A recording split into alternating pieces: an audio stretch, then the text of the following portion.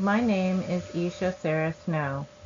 Welcome to my presentation titled Midlife Crisis Reframed as Recursive Healing from Childhood Trauma. This project challenges the widely accepted belief that most people experience a midlife crisis in their 40s or 50s. The stereotype of the midlife crisis is deeply embedded in pop culture and typically involves impulsive behaviors like buying sports cars or leaving long-term relationships, especially among men. These portrayals are widespread in media, including films like The 40-Year-Old Virgin and American Beauty. Instead of viewing midlife distress as a universal and age-bound phenomenon, this presentation explores how it often reflects the nervous system's attempt to complete unresolved developmental tasks from earlier in life. Despite its cultural prominence, the midlife crisis as a narrative lacks empirical support, and it relies heavily on outdated psychological theories and anecdotal evidence. This myth paints midlife as a chaotic collapse and adolescent regression, especially for men, but it's based on cultural scripts rather than empirical data. Initially a feminist concept, the midlife crisis became distorted into a male-centered breakdown story that ignores structural and trauma-related causes. The concept gained popularity through Gail Sheehy's book Passages, which framed life stages as fixed crises. However, Suzanne Schmidt traces the term's evolution, showing it was originally rooted in feminist theory, but later appropriated into the more widely accepted male narrative. This idea of crisis was used to reinforce gender norms, linking aging with decline in male power and control. Self-help literature and the popular media then culturally embedded this concept. A trauma-informed lens offers a radically different interpretation of midlife distress. Instead of pathology, we can understand it as a recursive healing process, where the nervous system seeks to revisit and resolve developmental trauma. The 2020 UC San Diego study demonstrated that adult neurons revert to an embryonic state when damaged to enable regeneration. Similarly, adults under safe conditions may regress to earlier emotional states as part of healing interrupted development, particularly related to childhood attachment. Midlife becomes an opportunity for repair.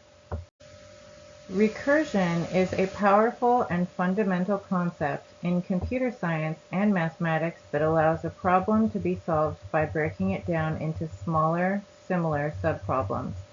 It's like a never-ending hall of mirrors, where each reflection represents a smaller version of the same problem. The most classic example of recursion is the Fibonacci sequence.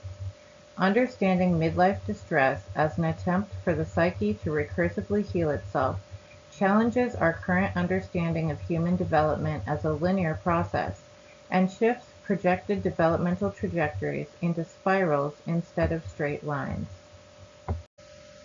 Midlife distress is not necessarily linked to age, but to the emergence of earlier unresolved traumas. Studies by Brennan et al. Reveal a strong correlation between adolescent psychopathology and midlife despair. Feinberg rejects the clinical usefulness of the midlife crisis term, instead framing emotional unrest as ordinary human suffering. Schmidt shows that the narrative has gendered origins and reinforces harmful stereotypes, distracting from structural and developmental causes of midlife distress. To fully understand midlife as recursive healing, we must consider the role of power and control in shaping early development. The Harvard University Center on the Developing Child found that unpredictable and unsafe environments disrupt brain architecture and emotional regulation. The Duluth model explains how coercion and control damage trust and autonomy, leading to survival-based behaviors. Outreach shows how social hierarchies are internalized early, becoming embedded in the nervous system.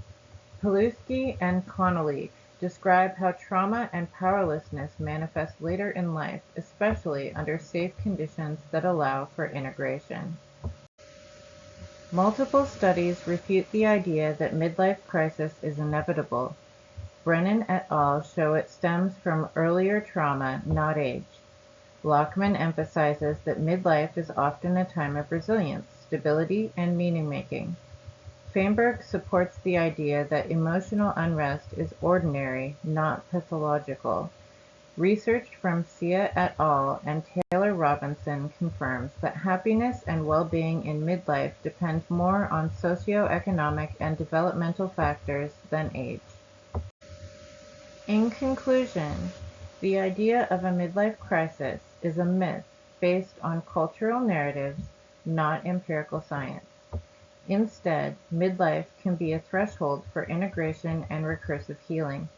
By understanding midlife distress through a trauma-informed developmental lens, we shift from a model of decline to one of opportunity and growth. This reframing promotes growth-oriented mindsets and allows for compassion, curiosity, and healing rather than shame, negative stereotypes, or pathology. This slideshow was compiled based on a paper that I have written for the course Psych 210, or Psychology as Science, with instructor Delaney Adams at Washington State University, given in the summer of 2025. Thank you very much for listening to this presentation of my paper, Midlife Crisis Reframed as Recursive Healing from Childhood Trauma. I welcome any feedback you might have and appreciate your thoughtful consideration of these ideas.